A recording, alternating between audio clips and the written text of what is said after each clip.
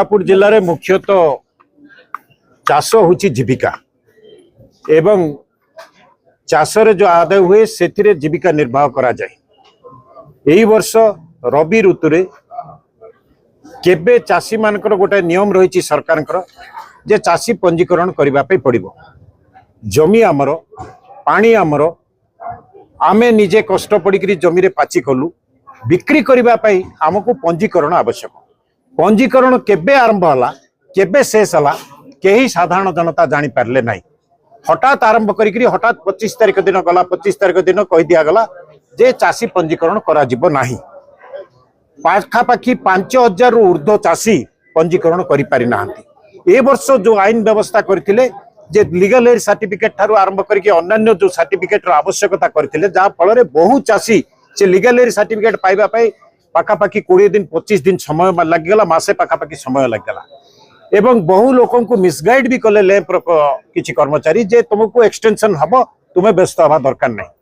जा फल रे बड़ चाषी ठारू आरंभ करके सान चाषी पर्यंत रेजिस्ट्रेशन करि पारि नाहंती। रेजिस्ट्रेशन न हबा द्वारा से माने मंडी रे धान बिक्री करि परिबे नै एवं बाध्य हेबे डिस्ट्रेस सेल हम जो थे से माने दलाल मान को बिक्री करबा पई कम रेट रे दलाल मान को बिक्री करिवे 1400-1500 टंका रे क्विंटल पिछा एवं इनपुट सब्सिडी भी से माने पाइबे नाही।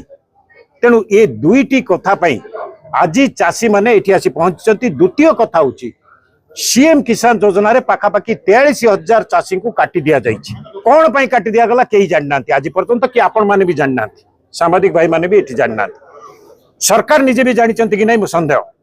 तेणु जो 43,000 चाषी को सीएम किसान योजना रू काटी दिया गला एवं 5,000 चाषी जो पंजीकरण करि पारि नाहंती जा फल डिस्ट्रेस सेल हम मंडी रे एवं इनपुट सब्सिडी से माने पाइबे नहीं। सेहि चाषी आज विक्षोभ करुले एवं सरकार को अनुरोध करचंती अंततः 2-3 दिन पई भी समय दिया जाऊ जो थे चाषी माने से मानकर रेजिस्ट्रेशन करि पारिबे। जो माने जेन्युइन चाषी जो माने प्रकृत चाषी से माने रेजिस्ट्रेशन करि पारिबे एवं सीएम किसान योजना रे आमर 43,000 चाषी को अंतर्भुक्त करा जाऊ एवं चाषी रेजिस्ट्रेशन ये 5,000 चाषी करा जाऊ जा फल रे आउ डिस्ट्रेस सेल मंडी रे हबो नै एवं से माने इनपुट सब्सिडी पाई परिबे। अब केदिन समय दैछन्ती जिला प्रशासन अति शीघ्र करिबा पय तांको आमे अनुरोध करिछु।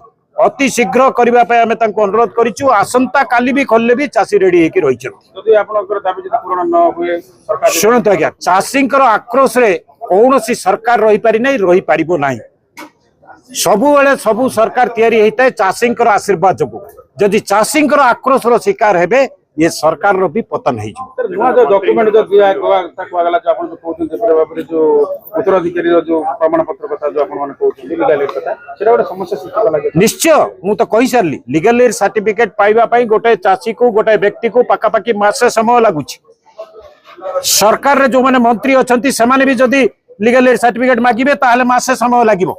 मैंडेटरी समय अच्छी ये मैंडेटरी समय कथा भी सरकार भूली गले कि तांकरी आईन सरकार आईन मैंडेटरी समय गोटे रही लीगल एड पाइबा तेणु लीगल एड सर्टिफिकेट जानी पारि नाहंती से पंजीकरण हो पारि नै। ये 5,000 चाषी केमती पंजीकरण करिवे याकर धान नबो किए दलाल माने ताले सरकार कौन दलाल मान को सहयोग करबा पे अछि। पाखापाखी 5,000 रु ऊर्ध्व 5,000 रु ऊर्ध्व चाषी पंजीकरण हो पारि नै। एक कथा आपण सरकारी भाव रे मु कहूची कथा मंत्री गस्त भी रहउछि कोरापुट जिल्ला रे। आज्ञा मु आपन को कहि रखे चाषी सरकार तैयारी करंती सरकार भांगंती मंत्री होंतु तंत्री होंतु जंत्री होंतु जदि चाषी आक्रोश रो शिकार हेबे मंत्री माने गस्त भी करि परिबे नै कोरापुट जिल्ला को।